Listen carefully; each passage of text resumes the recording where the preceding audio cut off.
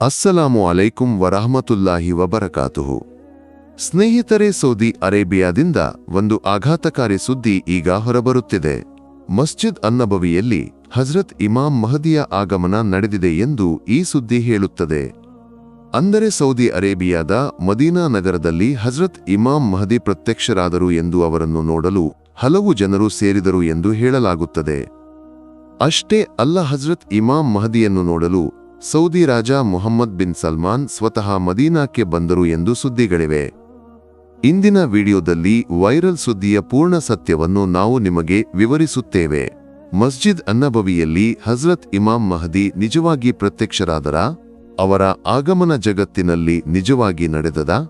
ಇದರೊಂದಿಗೆ ಹಜ್ರತ್ ಇಮಾಂ ಮಹದಿಯ ಬಗ್ಗೆ ಮತ್ತು ಕಿಯಾಮತ್ ದಿನದ ಬಗ್ಗೆ ಪ್ರತಿಯೊಬ್ಬ ಮುಸ್ಲಿಮನು ತಿಳಿದಿರಬೇಕಾದ ಕೆಲವು ಮುಖ್ಯ ವಿಷಯಗಳನ್ನು ನಾವು ನಿಮ್ಮೊಂದಿಗೆ ಹಂಚಿಕೊಳ್ಳುತ್ತೇವೆ. ಆದ್ದರಿಂದ ಈ ವಿಡಿಯೋ ಬಹಳ ವಿಶೇಷವಾದದ್ದು, ಕೊನೆಯವರೆಗೂ ಇದನ್ನು ನೋಡಿ.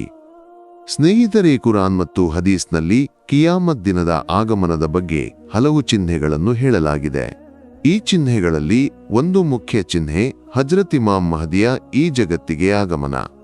ಈ ಕಾರಣದಿಂದ ಜಗತ್ತಿನ ಅಂತಿಮ ಕಾಲ ಸಮೀಪಿಸುವಾಗ ಜಗತ್ತಿನಲ್ಲಿ ಅನ್ಯಾಯ ಮತ್ತು ಹಿಂಸೆಯು ಅದರ ಮಿತಿಯನ್ನು ಮೀರಿದಾಗ ಹಜ್ರತ್ ಇಮಾಂ ಮಹದಿ ಈ ಜಗತ್ತಿನಲ್ಲಿ ಪ್ರತ್ಯಕ್ಷರಾಗುತ್ತಾರೆ ಎಂದು ಎಲ್ಲ ಮುಸ್ಲಿಮರು ನಂಬುತ್ತಾರೆ. ಅವರು ಜಗತ್ತಿನ ಎಲ್ಲ ಅನ್ಯಾಯಗಳನ್ನು ಮತ್ತು ಹಿಂಸೆಗಳನ್ನು ನಾಶ ಮಾಡುವುದು ಮಾತ್ರವಲ್ಲ, ಎಲ್ಲ ಮನುಷ್ಯರಿಗೆ ಶಾಂತಿ ಮತ್ತು ಸುಖವನ್ನು ನೀಡುವ ಒಂದು ಮುಸ್ಲಿಂ ಆಡಳಿತವನ್ನು ಸ್ಥಾಪಿಸುತ್ತಾರೆ. ಹಜ್ರತ್ ಇಮಾಂ ಮಹದಿ ಯಾರು? ಈಗ ಪ್ರಶ್ನೆ ಉದ್ಭವಿಸುತ್ತದೆ, ಹಜ್ರತ್ ಇಮಾಂ ಮಹದಿ ಯಾರು? ಅವರು ಎಲ್ಲಿ ಜನಿಸುತ್ತಾರೆ? ಈ ವಿಷಯದಲ್ಲಿ ಹಜ್ರತ್ ಇಮಾಂ ಮಹದಿಯ ಆಗಮನ ಸೌದಿ ಅರೇಬಿಯಾದ ಮದೀನಾ ನಗರದಲ್ಲಿ ನಡೆಯುತ್ತದೆ ಎಂದು ಹೇಳಲಾಗುತ್ತದೆ. ಅವರ ಹೆಸರು ಮುಹಮ್ಮದ್ ಅಥವಾ ಅಹ್ಮದ್ ಆಗಿರುತ್ತದೆ. ಅವರ ತಂದೆಯ ಹೆಸರು ಅಬ್ದುಲ್ಲಾ, ತಾಯಿಯ ಹೆಸರು ಆಮಿನಾ ಆಗಿರುತ್ತದೆ. ಹದೀಸ್ನಿಂದ ನಮಗೆ ತಿಳಿದಿದೆ, ಹಜ್ರತ್ ಇಮಾಂ ಮಹದಿ ಇಸ್ಲಾಂನ 4ನೇ ಖಲೀಫಾ ಹಜ್ರತ್ ಅಲಿಯ ಮತ್ತು ಹಜ್ರತ್ ಬೀಬಿ ಫಾತಿಮಾ ಅವರ ವಂಶ ಪರಂಪರೆಯಲ್ಲಿ ಜನಿಸುತ್ತಾರೆ. ಅವರ ಹಣೆ ಹೊಳೆಯುವಂತಿರುತ್ತದೆ, ಮೂಗು ಉದ್ದ ಮತ್ತು ಸುಂದರವಾಗಿರುತ್ತದೆ, ಹಲ್ಲುಗಳ ನಡುವೆ ಸಣ್ಣ ಅಂತರವಿರುತ್ತದೆ. ಅವರ ಗಡ್ಡ ದಟ್ಟವಾಗಿರುತ್ತದೆ, ಬಹಳ ಉದ್ದ ಅಥವಾ ಕಡಿಮೆಯಲ್ಲದ್ದು. ಅವರ ಕಣ್ಣುಗಳು ಹೊಳೆಯುವಂತಿರುತ್ತದೆ ಮತ್ತು ಪ್ರಕಾಶಮಾನವಾಗಿರುತ್ತದೆ. ಅವರ ಭುಜಗಳ ನಡುವೆ ಪ್ರವಾಚಕರ ಮುದ್ರೆಗೆ ಸಮಾನವಾದ ಒಂದು ವಿಶೇಷ ಚಿಹ್ನೆ ಇರುತ್ತದೆ. ಕೆಲವು ಸಮಯದ ನಂತರ ಹಜ್ರತ್ ಇಮಾಂ ಮಹದಿ ಮದೀನಾದಿಂದ ಬೈತುಲ್ ಮುಖದ್ದಸ್ಗೆ ಅಂದರೆ ಪ್ಯಾಲೆಸ್ಟೈನ್ಗೆ ಪ್ರಯಾಣಿಸುತ್ತಾರೆ. ಅಲ್ಲಿಂದ ಅವರು ತಮ್ಮ ನಿಜವಾದ ಗುರುತನ್ನು ಜನರಿಗೆ ಬಹಿರಂಗಪಡಿಸುತ್ತಾರೆ. ನಾನು ನೀವು ಶತಮಾನಗಳಿಂದ ಕಾಯುತ್ತಿರುವ ಇಮಾಂ ಮಹದಿ ಎಂದು ಅವರು ಘೋಷಿಸಿದಾಗ ಮುಸ್ಲಿಮರ ಮುಖಗಳು ಸಂತೋಷದಿಂದ ತುಂಬುತ್ತವೆ. ಆಗ ಹಜ್ರತ್ ಇಮಾಂ ಮಹದಿಗೆ ಸುಮಾರು 40 ವಯಸ್ಸಿರುತ್ತದೆ. ಅವರು ತಾವು ಇಮಾಂ ಮಹದಿ ಎಂದು ಘೋಷಿಸುವುದು ಇಸ್ಲಾಂನ ಅತ್ಯಂತ ಪವಿತ್ರ ಸ್ಥಳವಾದ ಕಾಬಾ ಸಮೀಪದಿಂದ ಇರುತ್ತದೆ. ಆಗ ಅವರು ಬಿಳಿ ಬಟ್ಟೆ ಧರಿಸಿರುತ್ತಾರೆ. ಪ್ರವಾಚಕರ ಒಂದು ಶರ್ಟ್, ಅವರ ಧ್ವಜ, ಒಂದು ಕತ್ತಿ ಇವುಗಳು ಅವರೊಂದಿಗಿರುತ್ತವೆ. ಹೀಗೆ ಹಜ್ರತ್ ಇಮಾಂ ಮಹದಿಯ ಆಡಳಿತ ಸುಮಾರು 700 ವರ್ಷಗಳ ಕಾಲ ಈ ಜಗತ್ತಿನಲ್ಲಿ ಮುಂದುವರಿಯುತ್ತದೆ. ಹಜ್ರತ್ ಇಮಾಂ ಮಹದಿಯ ಆಗಮನಕ್ಕೆ ಮೊದಲು ಅವಿಶ್ವಾಸಿಗಳು ಮುಸ್ಲಿಮರೊಂದಿಗೆ ತೆರೆದ ಅನ್ಯಾಯ ಮಾಡುತ್ತಾರೆ. ಜಗತ್ತಿನಾದ್ಯಂತ ಮುಸ್ಲಿಮರ ಮೇಲೆ ಕ್ರೌರ್ಯಗಳು ನಡೆಯುತ್ತವೆ, ಈಗ ನಡೆಯುತ್ತಿರುವಂತೆ. ಆದರೆ ಇಮಾಂ ಮಹದಿ ಈ ಜಗತ್ತಿನಲ್ಲಿ ಪ್ರತ್ಯಕ್ಷರಾದಾಗ ಪಾಪಗಳಲ್ಲಿ ಮತ್ತು ಅನ್ಯಾಯದಲ್ಲಿ ಸಿಕ್ಕಿ ಹಾಕಿಕೊಂಡವರನ್ನು ಅವರು ರಕ್ಷಿಸುತ್ತಾರೆ, ನ್ಯಾಯ ಮತ್ತು ನ್ಯಾಯವನ್ನು ಸ್ಥಾಪಿಸುತ್ತಾರೆ. ಈಗ ಸೌದಿ ಅರೇಬಿಯಾದಿಂದ ಹೊರಬರುತ್ತಿರುವ ಒಂದು ಸುದ್ದಿ ಹೇಳುವುದು ಹಜ್ರತ್ ಇಮಾಂ ಮಹದಿಯ ಆಗಮನ ಈಗಾಗಲೇ ನಡೆದಿದೆ ಎಂದು. ಸೌದಿ ರಾಜ ಮುಹಮ್ಮದ್ ಬಿನ್ ಸಲ್ಮಾನ್ ಸ್ವತಃ ಅವರನ್ನು ನೋಡಲು ಬಂದರು ಎಂದು. ಈ ವೈರಲ್ ಸುದ್ದಿಯ ಪೂರ್ಣ ಸತ್ಯ ಏನು? ನಾವು ಹುಡುಕೋಣ. ಸ್ನೇಹಿತರೆ, ನಿಮಗೆ ತೋರಿಸುತ್ತಿರುವ ಈ ವಿಡಿಯೋ ಮಸ್ಜಿದ್ ಅನ್ನಬವಿಯಿಂದ ಎಂದು ಹಕ್ಕು ಸಾಧಿಸಲಾಗುತ್ತದೆ. ಈ ವಿಡಿಯೋದಲ್ಲಿ ಒಬ್ಬ ವ್ಯಕ್ತಿ ಹಠಾತ್ತನೆ ಎದ್ದು, ನಾನು ಹಜ್ರತ್ ಇಮಾಂ ಮಹದಿ, ನಾನು ಅಲ್ಲಾಹುವಿನ ದೂತ ಎಂದು ಹೇಳಿದರು. ಅವರನ್ನು ಹೆಸರು ಕೇಳಿದಾಗ ಅವರು ತಮ್ಮ ಹೆಸರು ಮುಹಮ್ಮದ್ ಎಂದು, ತಂದೆಯ ಹೆಸರು ಅಬ್ದುಲ್ಲಾ ಎಂದು ಹೇಳಿದರು. ಇದನ್ನು ಕೇಳಿ ಅಲ್ಲಿದ್ದವರು ಆಘಾತಕ್ಕೊಳಗಾದರು.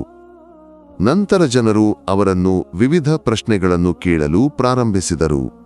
ಈ ಸಮಯದಲ್ಲಿ ಅವರ ಸುತ್ತಲೂ ಒಂದು ಗುಂಪು ಸೇರಿತು. ಕೆಲವರು ಅವರ ವಿಡಿಯೋವನ್ನು ರೆಕಾರ್ಡ್ ಮಾಡಿ ಸಾಮಾಜಿಕ ಮಾಧ್ಯಮಗಳಲ್ಲಿ ಅಪ್ಲೋಡ್ ಮಾಡಿದರು. ಅದು ತ್ವರಿತವಾಗಿ ವೈರಲ್ ಆಯಿತು. ಹೀಗೆ ಸುದ್ದಿ ಸೌದಿ ಅರೇಬಿಯಾದಲ್ಲಿ ತೀವ್ರವಾಗಿ ಹರಡಿತು. ಈ ಘಟನೆಯ ನಂತರ ಸೌದಿ ರಾಜ ಮುಹಮ್ಮದ್ ಬಿನ್ ಸಲ್ಮಾನ್ ಮಸ್ಜಿದ್ ಅನ್ನಬವಿಗೆ ಬಂದು ಈ ವ್ಯಕ್ತಿಯನ್ನು ನೋಡಿದರು ಎಂದು ಹೇಳಲಾಗುತ್ತದೆ. ನಂತರ ಸೌದಿ ಪೊಲೀಸ್ನು ಕರೆದು ಆ ವ್ಯಕ್ತಿಯನ್ನು ಅವರಿಗೆ ಹಸ್ತಾಂತರಿಸಿದರು. ಪೊಲೀಸ್ ಅವರನ್ನು ಬಂಧಿಸಿ ತೆಗೆದುಕೊಂಡು ಹೋಗಿ ಅವರ ವಿರುದ್ಧ ಒಂದು ಕೇಸ್ ಫೈಲ್ ಮಾಡಿತು. ಈ ಘಟನೆ ಸುಮಾರು 2 ವರ್ಷಗಳ ಹಿಂದಿನದು. ಆದರೆ ಈಗ ಸೌದಿ ನ್ಯಾಯಾಲಯ ಈ ವ್ಯಕ್ತಿಯ ಬಗ್ಗೆ ಒಂದು ಆಘಾತಕಾರಿ ತೀರ್ಪನ್ನು ಹೊರಡಿಸಿದೆ. ಈ ವ್ಯಕ್ತಿ ಹಜರತ್ ಇಮಾಮ್ ಮಹದಿ ಎಂದು ಹಕ್ಕು ಸಾಧಿಸಿದಾಗ ಸೌದಿ ಪೊಲೀಸ್ ಅವರನ್ನು ಬಂಧಿಸಿ ಕಸ್ಟಡಿಯಲ್ಲಿ ಇಟ್ಟರು. ಮದೀನಾದಲ್ಲಿ ಪ್ರವೇಶಿಸಿ ಪ್ರವಾಚಕತ್ವವನ್ನು ಹಕ್ಕು ಸಾಧಿಸಿದ್ದಕ್ಕಾಗಿ ಮುಸ್ಲಿಮರ ಭಾವನೆಗಳನ್ನು ಗಾಯಗೊಳಿಸಿದ ಕುರಿತು ಅವರ ವಿರುದ್ಧ ಕೇಸ್ ದಾಖಲಿಸಲಾಯಿತು. ಸುಮಾರು 2 ವರ್ಷಗಳ ಕಾಲ ಅವರ ವಿರುದ್ಧ ಕೇಸ್ ನಡೆಯಿತು. ಈಗ ಸೌದಿ ನ್ಯಾಯಾಲಯ ಅವರ ಶಿರಚ್ಛೇದನವನ್ನು ತೀರ್ಪು ನೀಡಿದೆ. ಹಜರತ್ ಇಮಾಮ್ ಮಹದಿಯ ಬಗ್ಗೆ ಹದೀಸ್ನಿಂದ ಸ್ಪಷ್ಟವಾಗಿದೆ. ಕಿಯಾಮತ್ ದಿನ ಈ ಜಗತ್ತಿನಲ್ಲಿ ಬರುವುದಿಲ್ಲ. ಹಜರತ್ ಇಮಾಮ್ ಮಹದಿ ಪ್ರತ್ಯಕ್ಷರಾಗದೆ ಪ್ರವಾಚಕರು ಹೇಳಿದರು, ಅಲ್ಲಾಹು ಕಿಯಾಮತ್ ದಿನ ಬರುವ ಮೊದಲು ಹಜರತ್ ಇಮಾಮ್ ಮಹದಿಯನ್ನು ಈ ಜಗತ್ತಿಗೆ ಕಳುಹಿಸುವುದಿಲ್ಲ. ಅಂದರೆ ಕಿಯಾಮತ್ ದಿನಕ್ಕೆ ಸ್ವಲ್ಪ ಮೊದಲು ಇಮಾಮ್ ಮಹದಿ ಪ್ರತ್ಯಕ್ಷರಾಗುತ್ತಾರೆ. ಹಜರತ್ ಇಮಾಮ್ ಮಹದಿಯ ಅತ್ಯಂತ ವಿಶೇಷತೆ ಅವರು ಒಬ್ಬ ಪ್ರವಾಚಕರಾಗಿ ಬರುವುದಿಲ್ಲ, ಬದಲಿಗೆ ಪ್ರವಾಚಕರ ಅನುಯಾಯಿಯಾಗಿ ಬರುತ್ತಾರೆ. ಅವರು ಈ ಜಗತ್ತಿನಲ್ಲಿ ಪ್ರತ್ಯಕ್ಷರಾದಾಗ ತಾವು ಇಮಾಮ್ ಮಹದಿ ಎಂದು ಸ್ವಯಂ ಘೋಷಿಸುವುದಿಲ್ಲ, ಬದಲಿಗೆ ಜಗತ್ತಿನಾದ್ಯಂತದ ವಿದ್ವಾಂಸರು ಅವರನ್ನು ಗುರುತಿಸಿ ಅವರ ಕೈಗಳಲ್ಲಿ ನಿಷ್ಠೆಯ ಪ್ರತಿಜ್ಞೆಯನ್ನು ತೆಗೆದುಕೊಳ್ಳುತ್ತಾರೆ. ಈಗ ಇತರ ಚಿಹ್ನೆಗಳನ್ನು ನೋಡೋಣ. ಹಜರತ್ ಇಮಾಮ್ ಮಹದಿಯ ಆಗಮನದ ನಂತರ ಸಿರಿಯಾದಿಂದ ಅವರ ವಿರುದ್ಧ ಒಂದು ದೊಡ್ಡ ದಾಳಿ ನಡೆಯುತ್ತದೆ. ಆದರೆ ಅಲ್ಲಾಹು ಆ ಸೈನ್ಯವನ್ನು ಭೂಮಿಯಲ್ಲಿ ಕೆಳಗಿಳಿಸುತ್ತಾನೆ. ಅದೇ ಸಮಯದಲ್ಲಿ ಖುರಾಸಾನ್ನಿಂದ ಒಂದು ಸೈನ್ಯ ಏಳುತ್ತದೆ. ಇಮಾಮ್ ಮಹದಿಗಾಗಿ ಯುದ್ಧ ಮಾಡಿ ಅವರಿಗೆ ಸಹಾಯ ಮಾಡುತ್ತದೆ. ಈ ಎಲ್ಲ ಚಿಹ್ನೆಗಳು ಹದೀಸ್ನಿಂದ ಸಾಬೀತಾಗಿವೆ. ಇದಕ್ಕೆ ಹೆಚ್ಚು ನೀವು ಕೇಳುವ ಇತರ ವಿಷಯಗಳನ್ನು ಕುರುಡಾಗಿ ನಂಬಬೇಡಿ. ಕಾರಣ ಇಂದು ಸಾಮಾಜಿಕ ಮಾಧ್ಯಮಗಳ ಯುಗ. ಪ್ರಸಿದ್ಧಿ ಪಡೆಯಲು ಜನರು ಏನು ಬೇಕಾದರೂ ಹೇಳುತ್ತಾರೆ. ಯಾವ ರೀತಿಯ ವಿಡಿಯೋಗಳನ್ನು ತಯಾರಿಸಿ ಅಪ್ಲೋಡ್ ಮಾಡುತ್ತಾರೆ. ಕೆಲವರು ಪ್ರವಾಚಕರು ಎಂದು ಹಕ್ಕು ಸಾಧಿಸುತ್ತಾರೆ, ಕೆಲವರು ಇಮಾಮ್ ಮಹದಿ ಎಂದು ಹೇಳುತ್ತಾರೆ. ಆದರೆ ಇಂತಹ ವಿಷಯಗಳನ್ನು ಕುರುಡಾಗಿ ನಂಬಬೇಡಿ. ನಮ್ಮ ಪ್ರೀತಿಯ ಪ್ರವಾಚಕರು ಕಿಯಾಮತ್ ಚಿಹ್ನೆಗಳ ಬಗ್ಗೆ ಸ್ಪಷ್ಟವಾಗಿ ಹೇಳಿದ್ದಾರೆ. ಈ ಚಿಹ್ನೆಗಳು ಏನು, ಯಾವ ಹದೀಸ್ಗಳಲ್ಲಿ ಸಾಬೀತಾಗಿವೆ ಎಂದು ಅರ್ಥ ಮಾಡಿಕೊಳ್ಳುವುದು ಬಹಳ ಮುಖ್ಯ. ಈ ಪ್ರಲೋಭನೆಗಳ ಕಾಲದಲ್ಲಿ ಯಾರಾದರೂ ನಾನು ಇಮಾಮ್ ಮಹದಿ ಅಥವಾ ನಾನು ಒಬ್ಬ ಪ್ರವಾಚಕ ಎಂದು ಹೇಳಿದರೆ ಅವರನ್ನು ಎಂದಿಗೂ ನಂಬಬೇಡಿ. ಕಾರಣ ನಿಮಗೆ ತಿಳಿದ ಹಜರತ್ ಮುಹಮ್ಮದ್ ನಬಿ ಅಲ್ಲಾಹುವಿನ ಅಂತಿಮ ಪ್ರವಾಚಕರು. ಅವರ ನಂತರ ಬೇರೆ ಯಾವ ಪ್ರವಾಚಕರು ಈ ಜಗತ್ತಿಗೆ ಬರುವುದಿಲ್ಲ.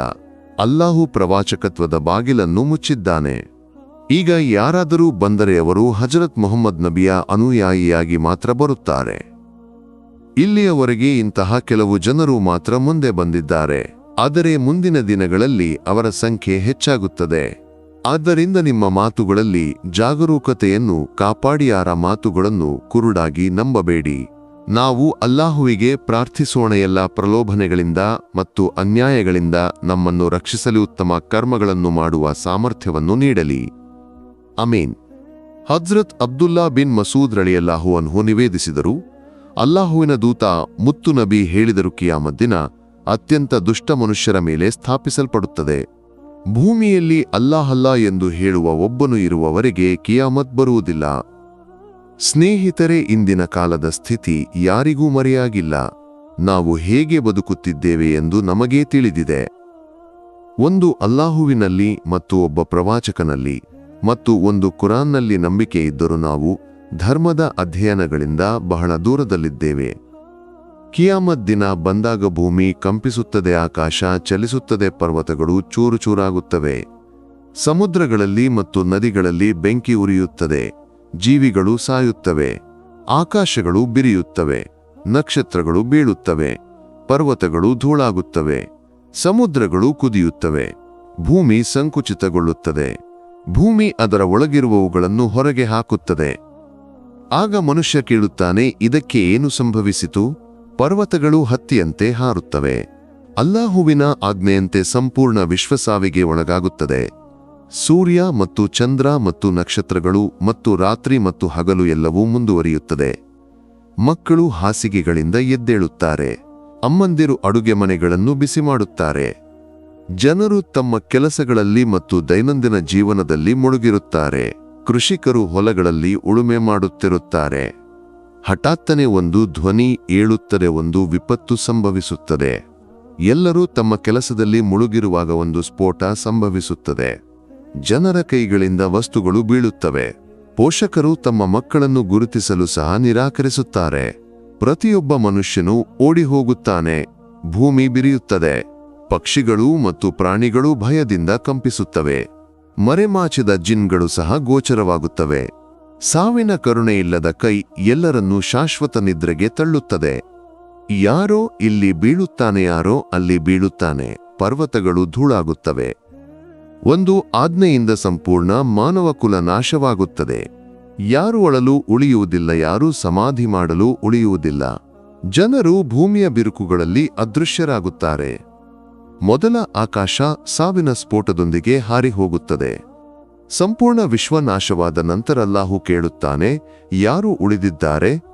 ಕಂಪಿಸುವ ಕಾಲುಗಳೊಂದಿಗೆ ಮತ್ತು ನಾಲಿಗೆ ಕುಳಿಯುವ ಸ್ಥಿತಿಯಲ್ಲಿ ಸಾವಿನ ದೂತ ಉತ್ತರಿಸುತ್ತಾನೆ, ನಿನ್ನ ಮೇಲೆ ನೀನು ಮಾತ್ರ ಉಳಿದಿದ್ದೀಯಾ? ಕೆಳಗೆ ಈ ನಿನ್ನ ದಾಸನೂ ಇದ್ದಾನೆ. ಆಗ ಅಲ್ಲಾಹು ಹೇಳುತ್ತಾನೆ, ಓ ಸಾವಿನ ದೂತನೇ, ನಿನಗೂ ಸಾಯಬೇಕು, ನಿನಗೂ ಸಾವನ್ನು ರುಚಿಸಬೇಕು. ಅದರ ನಂತರ ಒಂದು ಕೂಗಿನೊಂದಿಗೆ ಸಾವಿನ ದೂತನು ಸಾಯುತ್ತಾನೆ. ಇದು ಜಗತ್ತಿನ ಅಂತ್ಯ, ಪುನರ್ಜನ್ಮ.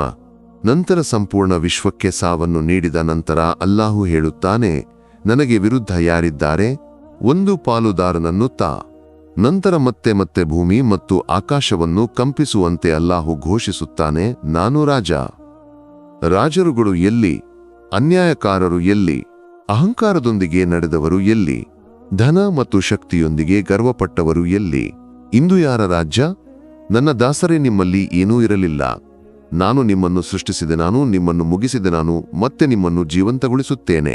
ಈಗ ಒಬ್ಬನು ಸ್ವರ್ಗಕ್ಕೆ ಹೋಗುತ್ತಾನೆ, ಒಬ್ಬನು ನರಕದ ಬೆಂಕಿಯಲ್ಲಿ ಸುಡುತ್ತಾನೆ. ನರಕಕ್ಕೆ ಹೋಗುವವರು ಸಾಯುವುದಿಲ್ಲ, ಸ್ವರ್ಗಕ್ಕೆ ಹೋಗುವವರು ಸಾಯುವುದಿಲ್ಲ. ಆ ಸಮಯಕ್ಕಾಗಿ ಕಾಯಿರಿ. ನಂತರ ಒಂದು ಧ್ವನಿ ಏಳುತ್ತದೆ, ಎಲ್ಲರೂ ಭೂಮಿಯಿಂದ ಹೊರಬರುತ್ತಾರೆ. ಎಲ್ಲರೂ ಹಾಶರ್ ಸಮತಲಕ್ಕೆ ಎಳೆಯಲ್ಪಡುತ್ತಾರೆ. ಅಲ್ಲಿ 3 ರೀತಿಯ ಜನರಿರುತ್ತಾರೆ: ವಾಹನಗಳಲ್ಲಿ ಪ್ರಯಾಣಿಸುವವರು, ಕಾಲ್ನಡಿಗೆಯಲ್ಲಿ ನಡೆಯುವವರು, ತಲೆ ಕೆಳಗೂ ನಡೆಯುವವರು. ಕಲ್ಲರಿಗಳು ಬಿರಿಯುತ್ತವೆ. ಕೆಲವರು ಕಪ್ಪು ರಾತ್ರಿಯಂತಹ ಮುಖದೊಂದಿಗೆ ಕಲ್ಲರಿಗಳಿಂದ ಹೊರಬರುತ್ತಾರೆ. ಕೆಲವರು ಹೊಸ ಸುಂದರ ಹೊಳೆಯುವ ನಗು ಮುಖದೊಂದಿಗೆ ಹೊರಬರುತ್ತಾರೆ. ಅಲ್ಲಾಹು ಕೆಲವರಿಗೆ ಅವರ ಕರ್ಮಪುಸ್ತಕವನ್ನು ಬಲಗೈಯಲ್ಲಿ ನೀಡುತ್ತಾನೆ. ಬಲಗೈಯಲ್ಲಿ ಕರ್ಮಪುಸ್ತಕವನ್ನು ಪಡೆಯುವವನು ನಾನು ಗೆದ್ದೆ ಎನ್ನುತ್ತಾನೆ. ಎಡಗೈಯಲ್ಲಿ ಪಡೆಯುವವನು ಹೇಳುತ್ತಾನೆ, ಅಯ್ಯೋ, ನಾನು ನಾಶವಾದೆ. ನನ್ನ ಕರ್ಮಪುಸ್ತಕ ಏಕೆ ಎಡಗೈಯಲ್ಲಿ ನೀಡಲಾಯಿತು? ಬಲಗೈಯಲ್ಲಿ ನೀಡದಿರುವುದು ಏಕೆ? ಓ ಸಾವೇ, ನನ್ನನ್ನು ತೆಗೆದುಕೊಂಡು ಹೋಗು. ಆದರೆ ಆಗ ಸಾವು ಸತ್ತಿರುತ್ತದೆ.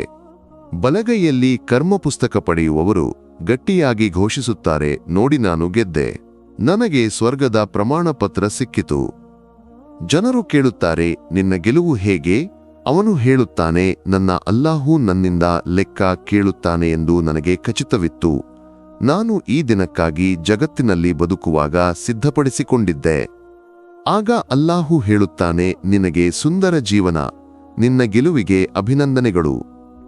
ಸ್ನೇಹಿತರೆ, ಅಲ್ಲಾಹು ಕಿಯಾಮತ್ ದಿನಾಂಕದ ಬಗ್ಗೆ ಜ್ಞಾನವನ್ನು ಯಾರಿಗೂ ನೀಡಿಲ್ಲ. ಕಿಯಾಮತ್ ಹಠಾತ್ತನೆ ಬರುತ್ತದೆ ಎಂದು ಕುರಾನ್ನಲ್ಲಿ ಹೇಳಲಾಗಿದೆ, ಆದರೆ ಅದರ ನಿರ್ಧರಿತ ದಿನಾಂಕವನ್ನು ಬಹಿರಂಗಪಡಿಸಲಾಗಿಲ್ಲ. ಒಮ್ಮೆ ಹಜ್ರತ್ ಜಿಬ್ರೀಲ್ ಅಲೈಹಿಸ್ಸಲಾಂ ಒಬ್ಬ ಮನುಷ್ಯನ ರೂಪದಲ್ಲಿ ಬಂದು ಜನರ ಮುಂದೆ ಕುಳಿತು ಪ್ರವಾಚಕರಿಗೆ ಕೇಳಿದರು, ಕಿಯಾಮತ್ ಯಾವಾಗ ಬರುತ್ತದೆ? ಈ ಪ್ರಶ್ನೆಗೆ ಪ್ರವಾಚಕರು ಉತ್ತರಿಸಿದರು, ಕೇಳುವವನಿಗಿಂತ ಹೆಚ್ಚು ತಿಳಿದಿರುವವನಲ್ಲ, ಕೇಳಲ್ಪಡುವವನು. ಈ ವಿಷಯದಲ್ಲಿ ನಿನ್ನಿಗೂ ನನಗೂ ಸಮಾನರು. ನನಗೆ ಅದರ ಸಮಯ ತಿಳಿದಿಲ್ಲ, ನಿನಗೂ ತಿಳಿದಿಲ್ಲ. ಪ್ರೀತಿಯ ಸ್ನೇಹಿತರೇ, ಕಿಯಾಮತ್ನ ಭಯಾನಕ ದೃಶ್ಯಗಳಲ್ಲಿ ಅಲ್ಲಾಹುವಿನ ಕರುಣಾದೃಷ್ಟಿ ನಮ್ಮೆಲ್ಲರ ಮೇಲೆ ಇರಲಿ. ನಮ್ಮ ಪ್ರೀತಿಯ ಪ್ರವಾಚಕರಾದ ಹಜ್ರತ್ ಮುಹಮ್ಮದ್ ನಬಿಯ ಮುಖವನ್ನು ನೋಡಿ ನಮ್ಮೆಲ್ಲರಿಗೂ ಒಂದು ಉತ್ತಮ ಅಂತ್ಯವನ್ನು ನೀಡಲಿ. ಆಮೀನ್. ಅಸ್ಸಲಾಮು ಅಲೈಕುಂ ವರಹಮತುಲ್ಲಾಹಿ ವಬರಕಾತುಹು.